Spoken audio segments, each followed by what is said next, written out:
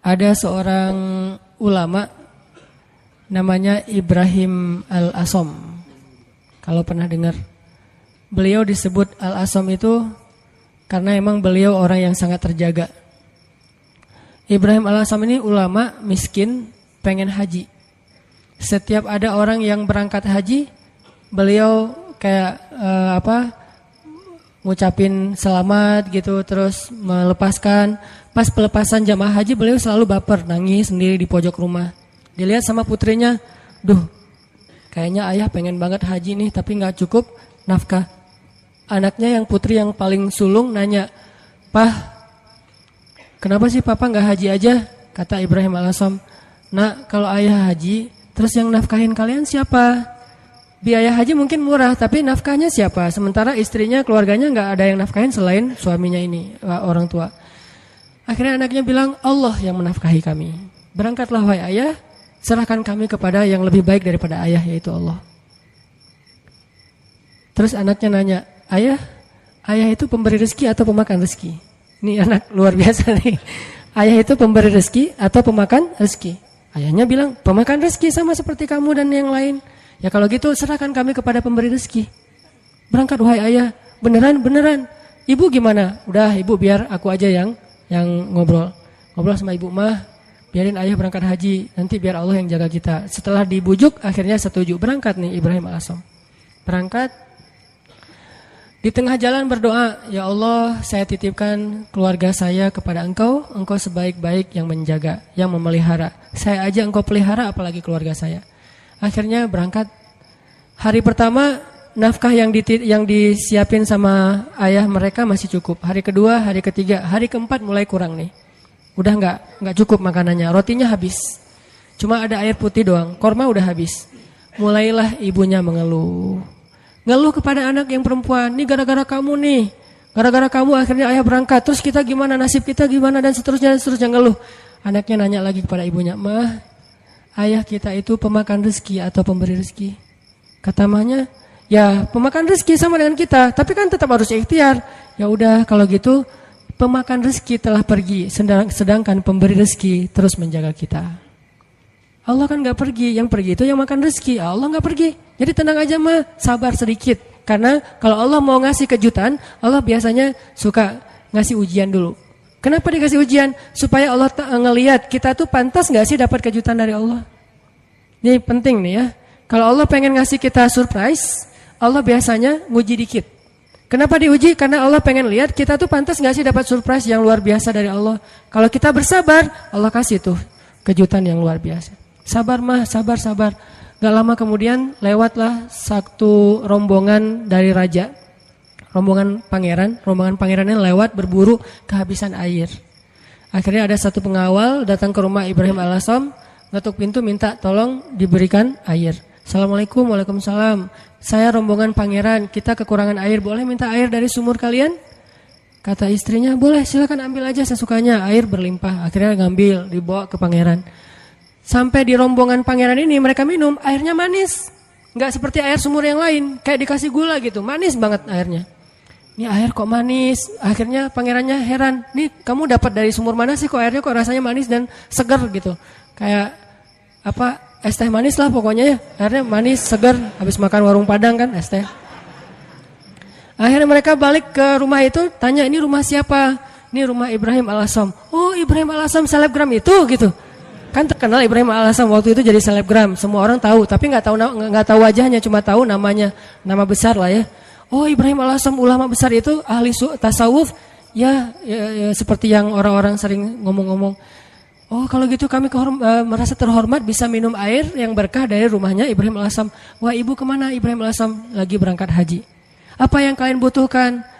"Allah yang mencukupkan segala kebutuhan kami." Kan harga diri ya, nggak mau mengemis.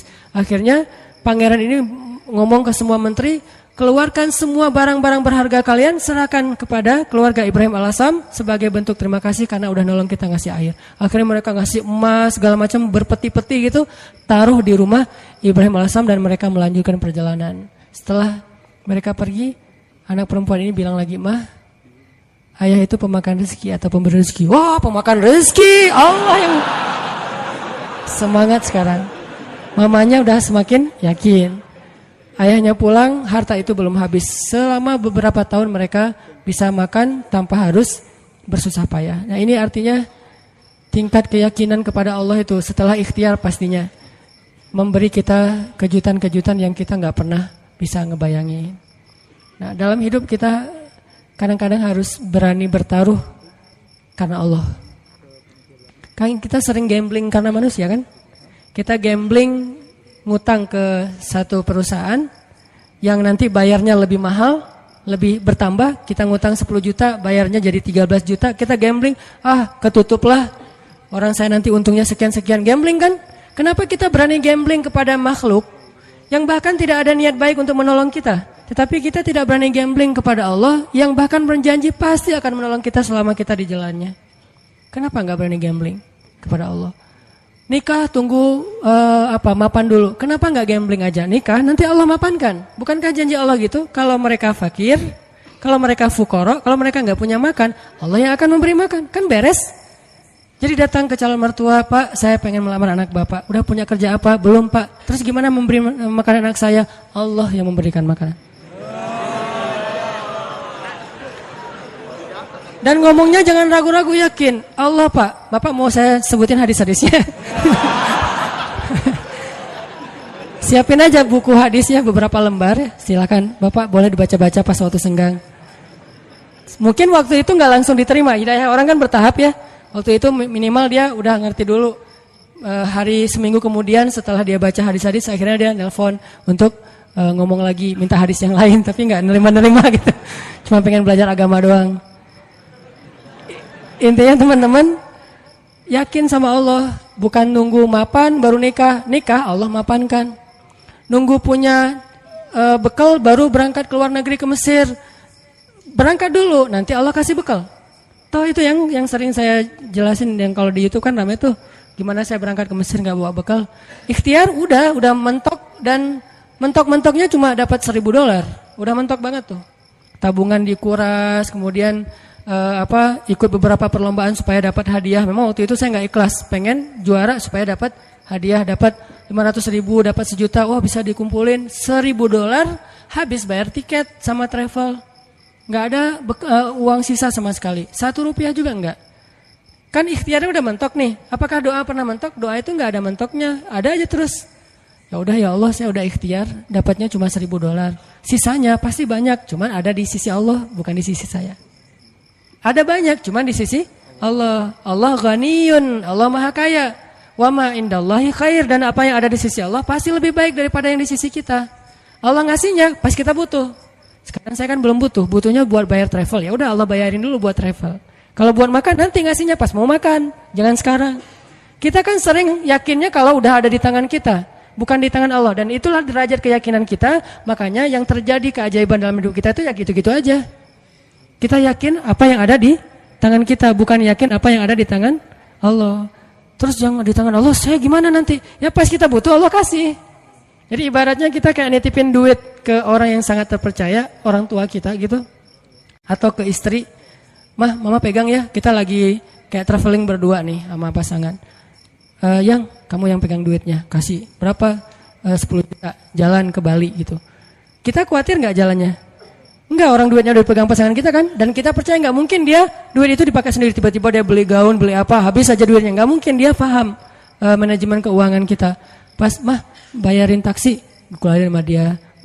Bayarin, kasih tips ke bel, misalnya di hotel, bayarin sama dia 15.000, 20.000. Ada terus ketika kita butuh.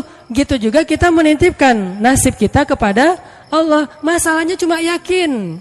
Bukan ada apa enggak, adanya pasti, yakin enggak, itu doang masalahnya. Sama kayak kita nitip ke pasangan tadi, ada duitnya, yakin enggak bahwa duit itu nanti akan dikasih pas kita butuh? Yakin. Berarti ke Allah juga harusnya kayak gitu.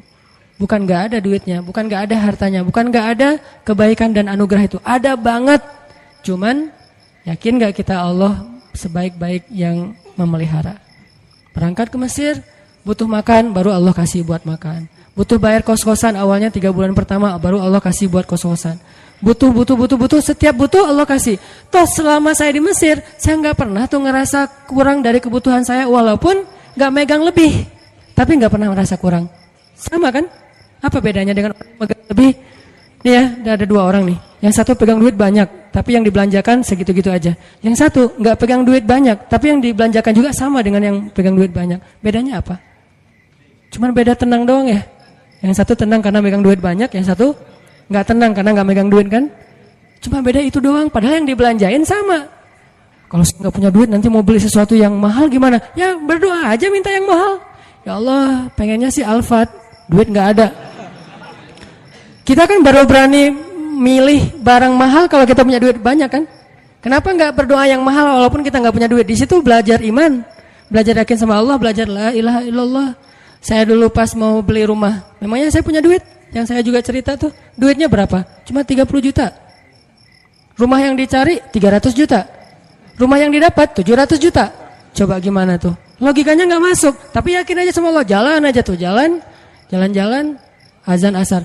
Allahu Akbar, Allahu Akbar. Allah Maha Besar. Masuk ke masjid, sholat. Nggak kepikiran juga habis sholat dapat rumah. Kalau kepikiran mungkin nggak dapat kan? Kepikirannya Allah yang panggil. Nih bos manggil nih. Nggak boleh ditunda-tunda kan? Bos yang manggil datang. Sholat. Habis sholat ketemu jemaah, Ustadz lagi ngapain? Enggak, lagi jalan-jalan. Senyum-senyum malu gitu. Jalan-jalan kok jauh-jauh ke sini, daerah Cimahi pelosok gitu. Enggak, lagi nyari rumah Pak. Wah, kebetulan Ustadz saya juga lagi jual rumah 700 juta, ada yang minta saya enggak lepas. Senyum aja. 700 enggak dilepas, apalagi 300. Enggak Pak, saya nyari-nyari yang kecil-kecil aja, yang 2 kamar buat saya sama anak. Oh, udah Ustaz lihat aja dulu, siapa tahu berubah pikiran. Enggak apa-apa, makasih gitu. Pulang nih, malam dia telepon lagi, Ustaz please besok datang ya. Ini benar ya kata Nabi, kalau kita nggak mencari dunia tuh ngejar-ngejar kayak memelas gitu, begging ke kita tuh. Bayangin dunia begging. Please Ustaz datang, please Ustaz ambil saya, kata si rumah teh. Rumahnya minta begging ke saya supaya saya tinggal di situ. Ya saya mah orangnya biasa-biasa aja. Karena nggak yakin kalau itu bisa gitu ya. Ya udah karena menghargai dia datang besoknya. Bukan untuk ngelihat rumah, menghargai orang yang meminta. Datang pas ngelihat garasinya muat 3 mobil, makin nggak mungkin. Ada kolam renang anak, makin nggak mungkin. Kamarnya 10, wah nggak mungkin. Nggak mungkin. Gimana Ustadz kata dia? Rumahnya besar ya Pak. Gitu doang basa-basi. Gimana Ustadz tertarik? Ya siapa nggak tertarik rumah kayak gini, tapi saya nggak nyari yang kayak gini-gini Pak, males ngerawatnya, nyapunya susah gitu. Alasan gitu. Udah Ustadz sanggupnya berapa? Saya nyarinya yang 300 juta sih Pak. Udah ambil aja Ustadz. 300 juta langsung ambil. Saya baru bilang cuman duitnya 30 juta. Mungkin dia nggak enak juga mau ngomong, Ustadz ngomong dari tadi kayak gitu ya. Saya duitnya cuma 30 juta Pak, boleh nggak saya cari dulu cicilan kemana gitu. Saya lagi nyari-nyari yang finance cari untuk cicil. Udah Ustaz nggak usah gitu-gitu, ribet. Udah nyicil ke saya aja kalau Ustaz ada duit. Berapa lama nih? Ya terserah Ustaz. Mau setahun, 2 tahun, 10 tahun terserah Ustaz deh. Alhamdulillah sampai setahun lunas. Allah kasih rezeki. Yang tadinya kita tuh nggak punya rezeki sebanyak itu untuk bisa ngelunasin utang besar, tapi begitu Allah kasih kesempatan, bukan sengaja mau berhutang, Allah mudahkan, ya udah. Akhirnya ada aja jalan. Saya usaha awalnya jual beli pulsa gitu kan, ada 60 cabang pulsa dulu di Bandung, belum ada Indomaret, Alfamart. Terus mulai naik lagi jual beli mobil bekas, mulai naik lagi main di properti sedikit-sedikit, nggak banyak, nggak gede sih. Tapi di situ Allah ternyata benar ya, kalau kita mintanya ke Allah, Allah Maha Kaya, bisa ngasih lebih dari yang bisa dikasih oleh manusia. Kalau minta ke manusia, minta banyak-banyak amat sih, kan gitu kan ya.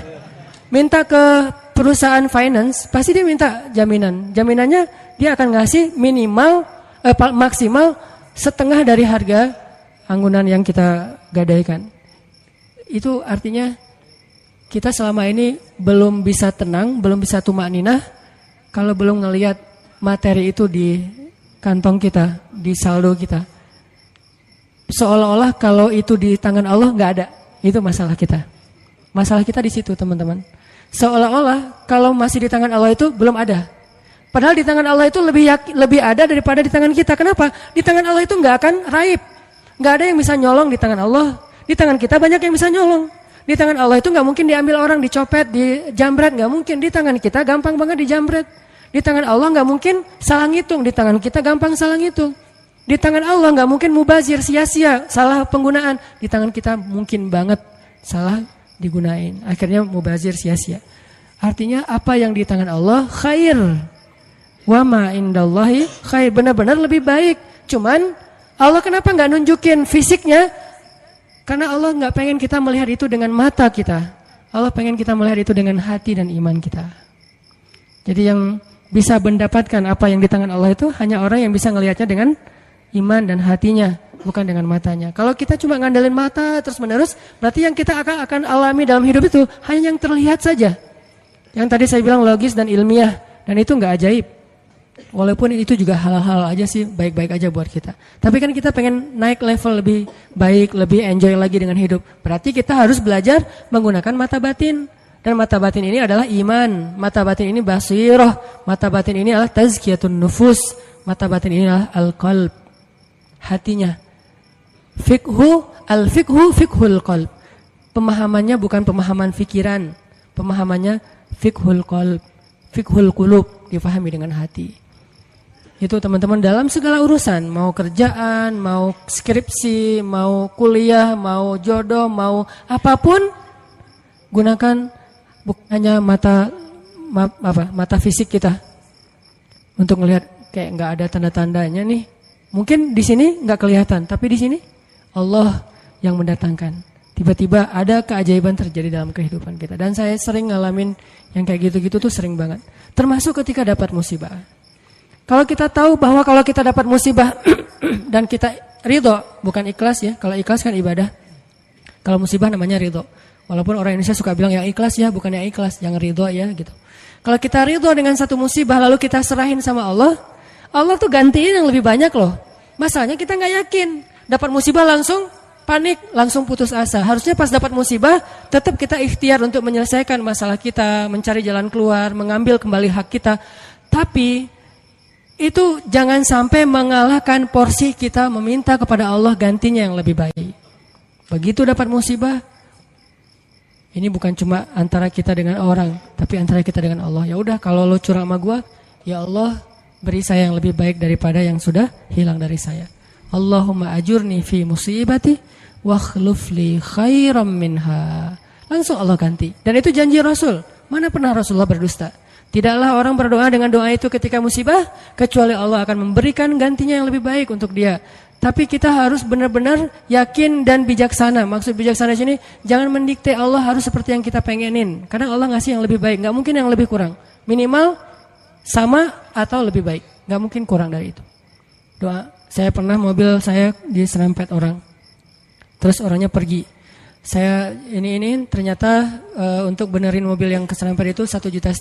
Langsung doa waktu itu juga. Pas lagi kena musibah jangan tunggu marah dulu beberapa hari baru doa. Saat itu juga. Allahumma ajurni fi musibati wa akhlif li khairan minha. Orangnya udah enggak ketahuan di mana, enggak bisa ngejar lagi. Tapi saya udah rugi 1,5 juta. Gimana nih ya Allah, beri saya ganti yang lebih baik. Seminggu kemudian Allah ganti 15 juta. Benar kan 10 kali lipat? 15 juta. Dan itu bukan sedekah, bukan pemberian orang yang kasihan. Allah kasih jalan mungkin lewat usaha apa, lewat penghasilan apa, lewat untung dari mana. Yang jelas halal. Dan itu 15 juta, 10 kali lipat. HP saya jatuh. HP waktu itu harga yang punya pertama harga 2 juta. Ada qiyamul lail di masjid markasnya Pemuda Hijrah. Saya bangun jam 2, acaranya jam 2. Jadi udah telat kan. Bangun langsung panik gitu. Orang-orang pada nunggu. Miss call udah 15 gitu, banyak banget. Ustaz kemana aja? Akhirnya panik, wudu. Karena panik pakai baju segala macam, HP jatuh dan kacanya langsung pecah dan gak bisa dipakai. Saat itu juga saya doa, ya Allah beri saya ganti yang lebih baik darinya. Berangkat ke masjid. Paginya Allah ganti dengan Note 5 yang waktu itu harganya 10 juta. Gimana caranya? Allah punya banyak cara, ada aja. Tiba-tiba ada usaha ini yang mungkin untung sedikit, dari sini ada apa, ada yang hadiah atau ada apa. Banyak banget subulana, jalan-jalan kami. Tinggal minta aja sama Allah. Sehingga kalau kita yakin dengan ini, begitu diputusin, kita adik kakak aja ya, gak apa-apa. Langsung nih. Kan dalam kondisi kayak gitu kayaknya kita lagi ngejos banget ya imannya. Doanya lagi khusyuk banget tuh. Sholat aja nangis-nangis kan. Padahal imam tuh belum baca ayat, kita udah nangis. Allahu Akbar. Takbirnya aja khusyuk, coba subhanallah itu. Kalau lagi diputusin emang gitu banget sih sholatnya. Pernah gak sih ngerasain? Gak pernah ya. Pokoknya waktu yang paling enak berdoa itu lagi habis diputusin. Habis rugi. Pokoknya lagi banyak masalah tuh doanya enak banget tuh. Tilawah Al-Quran baru alif lam mim udah nangis. Belum juga ayatnya la uqsimu biyaumil qiyamah tentang al-haqqah, enggak, bukan ayat-ayat kiamat. Alif lam mim doang. Atau nun nangis, nun doang nangis.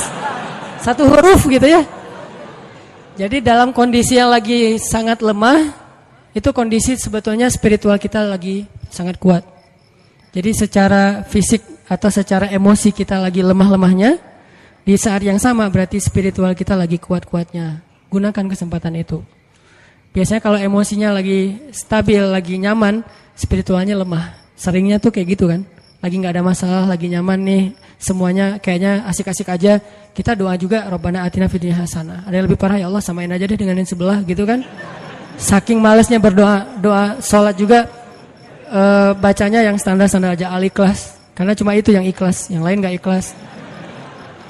Tapi begitu emosional kita lemah, di waktu yang sama, spiritual kita langsung kuat. Entah kayak gimana, itu mungkin fitrah manusia ya. Asal emosionalnya lemah langsung kuat. Dan itu spontan kadang-kadang teman-teman. Saya dulu pernah tinggal di rumah kontrakan di sebelah,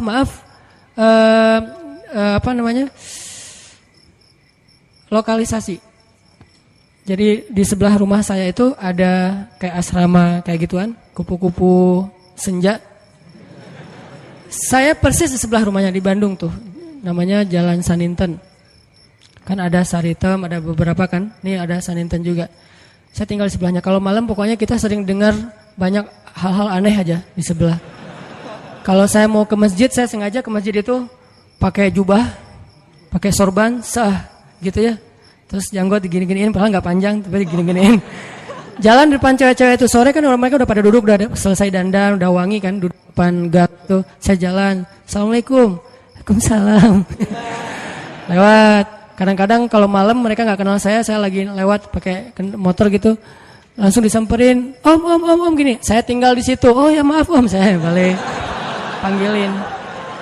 Suka dipanggil-panggil gitu. Orang saya tinggalnya di situ. Pas anak udah agak gede, saya khawatir anak jadi nggak sehat dengan lingkungan itu baru pindah. Tadi mau cerita apa ya? Hah? Oh ya, spontan ya.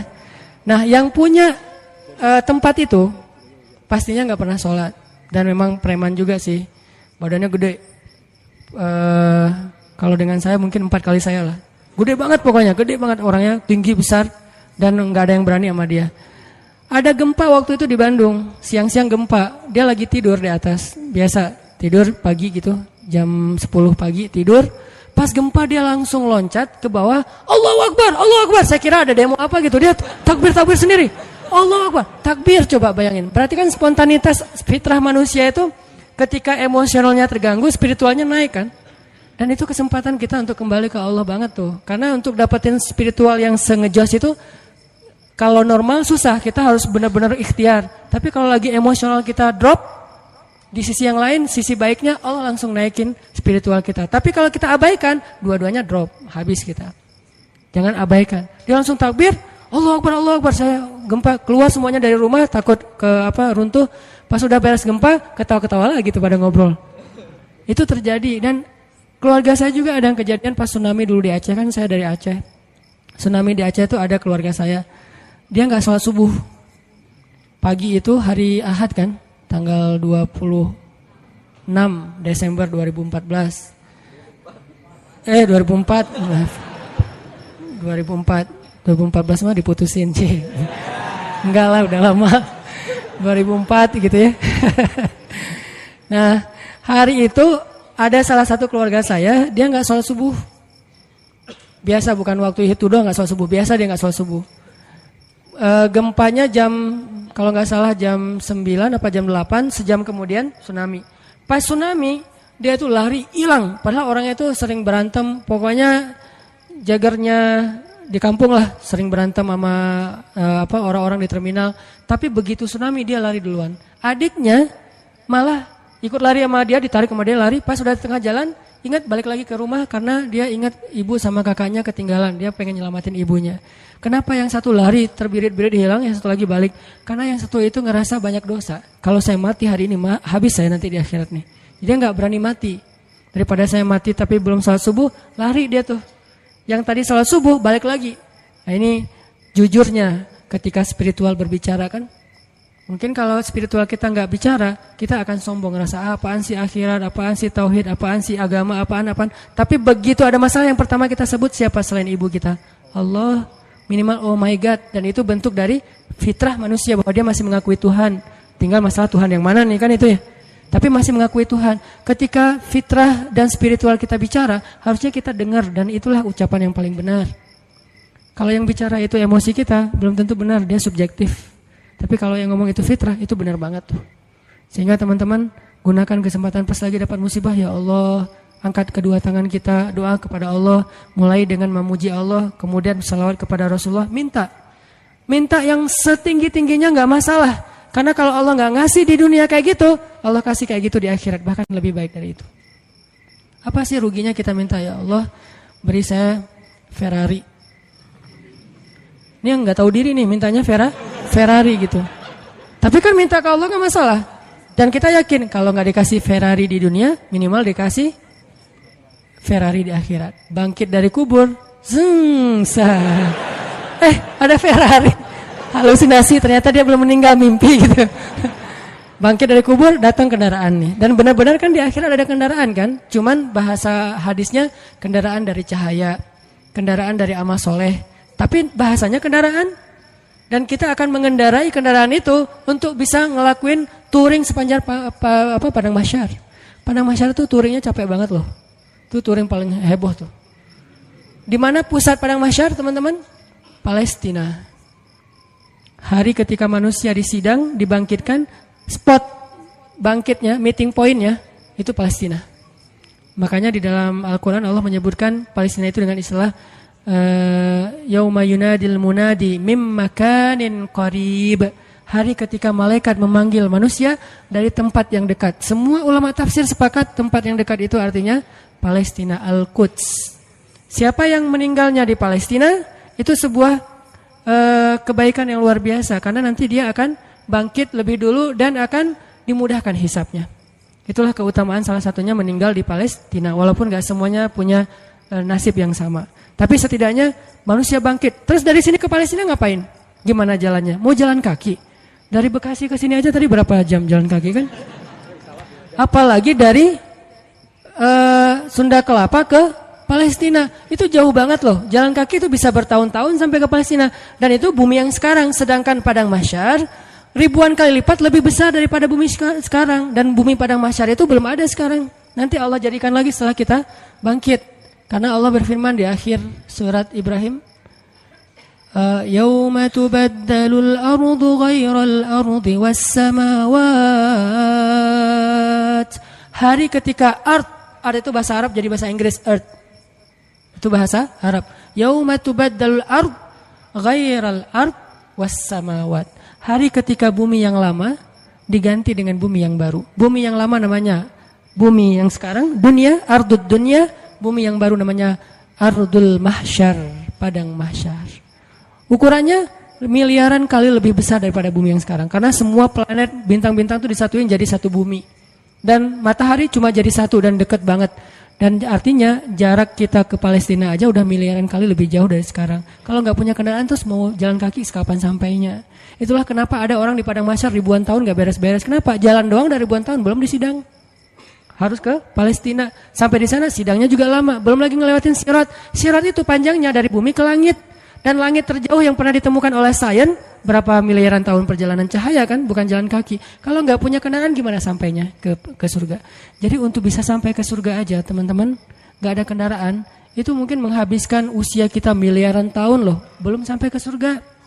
Terus gimana dong Ustadz? Kita harus punya banyak kendaraan dan kebaikan. Karena cuma itu yang bisa memudahkan perjalanan kita. Itu touring panjang banget. Jadi minta, ya Allah yang kecepatannya berapa ribu kekuatan kuda misalnya. Ferrari. Gimana cara dapetin Ferrari itu? Doa terus menerus. Kalau nggak dikasih di dunia, yakin dikasih di akhirat. Kalau saya mah mending milihnya di dunia mah yang biasa-biasa aja, di akhirat yang luar biasa. Kenapa? Yang biasa-biasa juga di dunia udah cukup buat kita. Tapi yang luar biasa di akhirat itu emang kita butuhin banget. Ya Allah, matanya besar, hidungnya mancung, alisnya bertaut. Jadi alisnya tuh nggak ada pemisah, nyatu gitu. Alisnya bertaut. Kalau perlu ditato gitu ya, alisnya biar lurus. Alisnya bertaut ya Allah, atau kayak pedang gitu. Pedang ali bercabang. Tingginya sekian ya Allah, kulitnya putih Korea lah. Minta yang sebaik mungkin. Nanti kalau nggak dikasih jodoh kita kayak gitu di dunia, maka jodoh kita yang di dunia itu nanti akan Allah perindah di akhirat. Dan saya sering cerita, di surga itu nggak ada jomblo. Jadi nggak usah khawatir. Tetap ada wedding lah di surga. Dan WO-nya itu para malaikat banget. Malaikat yang nyiapin segala macam. Kita dirias sama malaikat. Nang sini nang, dirias sama malaikat. Malaikatnya tuh yang bagian rias yang keren-keren gitu. Dirias, udah secantik-cantiknya. Rambutnya nggak kusut lagi selama-lamanya, nggak ada cerita aduh keringetan ya, aduh AC-nya mati ya, ternyata ini apa segala macam, nggak ada tuh di surga. Selalu bahagia. Baitun, rumah yang tidak ada teriakan dan tidak ada keluhan cuma ada di surga. Di rumah tangga di dunia tetap ada. Gimana pun soleh keluarga Nabi, Aisyah kadang-kadang mengeluh manusiawi, tapi di surga nggak ada. Nikah di surga. Siapa yang jadi walinya? Allah Subhanahu wa Ta'ala. Saya nikahkan kamu dengan perempuan yang soleha ini, perempuan dunia yang udah jadi bidadari, dengan mahar surga satu seluas langit dan bumi. Saya terima nikahnya. Nggak ada cerita di surga itu ngucapin akad nikah salah, itu nggak ada. Sah kata saksi, sah nggak ya, sah nggak ya, nggak deh. Ternyata saksinya mantan belum bisa move on. Gitu. Hati-hati cari saksi ya, jangan mantan. Pasti nggak sah melulu itu mah, 10 kali juga nggak sah. Intinya teman-teman, surga itu didapetin kalau kita benar-benar di dunia ini menggunakan semua kesempatan di sisi Allah SWT. Ada masalah minta ke Allah, ya Allah, ya Allah, doa aja yang sebaik mungkin, nggak ada sia-sianya. Itu beberapa kisah yang mudah-mudahan bisa booster semangat kita beramal soleh dan selalu hadir dalam majelis para ulama. Dengerin taklim itu bukan bebat ya, bukan untuk kita menganggap diri kita paling benar, yang lain salah, kita masuk surga, yang lain neraka, kita petunjuk, yang lain sesat, bukan. Dengerin taklim tuh untuk apa? Ngecas iman kita masing-masing. Jadi kalau dengerin materi, oh ini teman gua banget nih, ini dia banget nih, ini istri banget nih, ini suami banget, enggak, ini saya banget. Saya sering banget tuh dengerin taklim yang kayaknya khotib itu kayak ngomongin saya tuh. Kan saya udah 2 tahun ini enggak khutbah Jumat, jarang banget khutbah Jumat, sengaja enggak ngambil jadwal khutbah karena saya pengen jadi yang mendengar. Kalau dulu setiap Jumat khutbah, kalau sekarang setiap Jumat pengen dengerin ceramah. Sering banget tuh pas dengar ceramah si khatib itu kayak kenal saya padahal kita nggak kenal. Yang diomongin saya aja tuh. Ada orang begini-begini lah, saya tuh. Kalau kayak gini dia begini, dia ngomong dan segala macam, dia kadang-kadang membicarakan sesuatu yang dia tidak amalkan. Dah gua banget nih. Terus aja kayak diceramahin seolah-olah satu masjid itu isinya cuma saya sendiri. Gak ada yang lain. Kan kita sering kan kayak gitu ya. Kenapa? Allah yang menggerakkan lisan seorang ustadz, ulama untuk menasihati kita. Sehingga gak perlu kita, wah ini mirip teman saya nih. Harusnya dia dengar ya. Harusnya saya rekam ya. Ini harusnya istri saya dengar nih. Harusnya suami saya dengar. Jangan mencari nasihat untuk orang lain. Carilah nasihat untuk diri kita sendiri. Kalau kita lagi ada masalah sama pasangan, nanti kalau udah ada pasangan maksudnya. Kalau kita punya masalah sama pasangan ya, jangan pernah googling hadis-hadis pasangan. Suami googling istri-istri yang soleh hadis, search. Jangan. Istri, suami yang imam terbaik, search. Gak usah cari nasihat buat pasangan. Carilah nasihat buat diri sendiri. Suami, hadis-hadis suami yang penyabar, search. Ketemu nih, kita jadi semangat lagi. Oh berarti saya yang salah. Istri yang solehah, hadis, search. Oh saya yang salah. Gitu harusnya, jangan disilang. Kalau disilang, semuanya saling menuntut dan saling menyalahkan. Kalau sesuai dengan masing-masing kapasitasnya, semuanya saling memperbaiki diri. Cari buat diri kita. Ikut taklim buat memperbaiki diri, bukan memperbaiki kelompok yang lain. Bukan memperbaiki orang lain, tapi memperbaiki diri kita sendiri. Itu aja, mudah-mudahan ini bisa jadi penyemangat. Saya mohon ampun kepada Allah jika ada yang salah. Mohon maaf jika ada yang keliru. Barakallahu li wa lakum.